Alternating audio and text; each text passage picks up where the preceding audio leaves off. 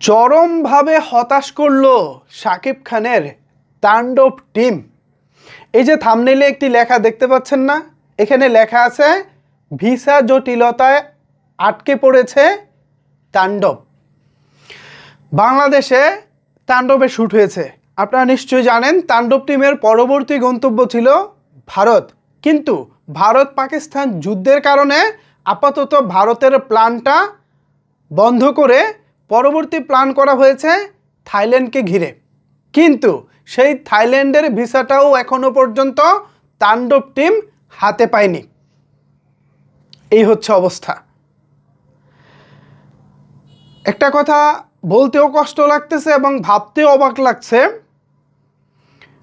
শুধু এবারই না যে ভিসা জটিলতায় আটকে গেছে সিনেমার টিম, শুধু এবারই না, বিগত 2-3 বছরে মেগাস্টার ম্যাক্সিমাম সিনেমার শুটিং কিন্তু দেশের বাইরেই করেছেন।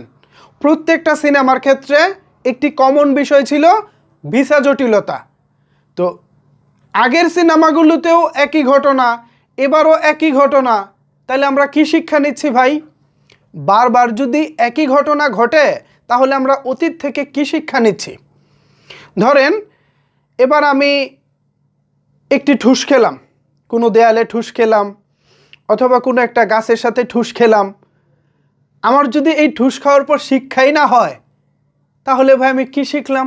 আমি যদি বারবার একই জায়গায় গিয়ে ঠুস খাই, কপাল ফাটাই, তাহলে আমি শিক্ষাটা কি নিলাম?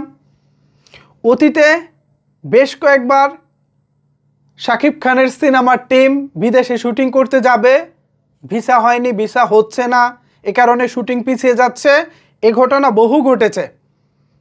আমার কথা হচ্ছে কি ভাই, আপনারা যেহেতু শুটিং করতেই দেশের বাইরে যাবেন, তাহলে সেটা 2 মাস আগে 3 মাস আগে কেন আপনারা ভিসাটা ইস্যু করতেছেন না? অন্তত ভিসাটা যদি ইস্যু করে রাখতেন তাহলে তো যে কোনো টাইমে আপনারা পুরো টিম নিয়ে উড়াল দিতে পারতেন।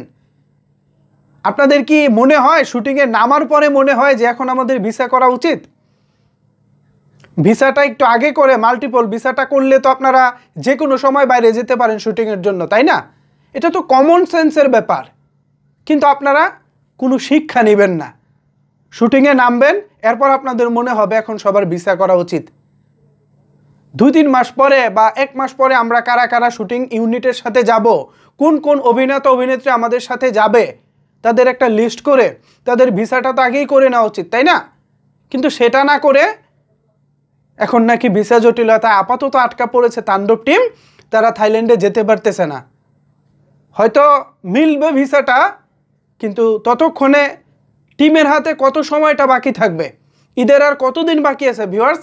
সব মিলিয়ে ধরলাম 20 থেকে 25 দিন বাকি।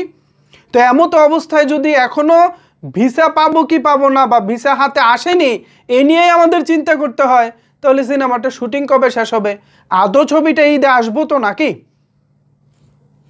জানি না কি হচ্ছে কি হবে, তবে অ্যাজ এ সিনেমা প্রেমী হিসেবে আমি ব্যক্তিগতভাবে চাই ছবিটা ঈদে আসুক, এবং আমি সর্বোচ্চ প্রত্যাশা করব ছবিটা ঈদে আসছে।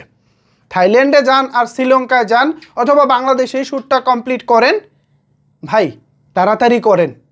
এই ভিসার জন্য এবারেও আটকে যাচ্ছেন, আবারও হয়তো ভবিষ্যতে দেখবো আটকে যাচ্ছেন, কারণ আমরা তো আসলে শিক্ষা নেই না, আমরা জাতে বাঙালি।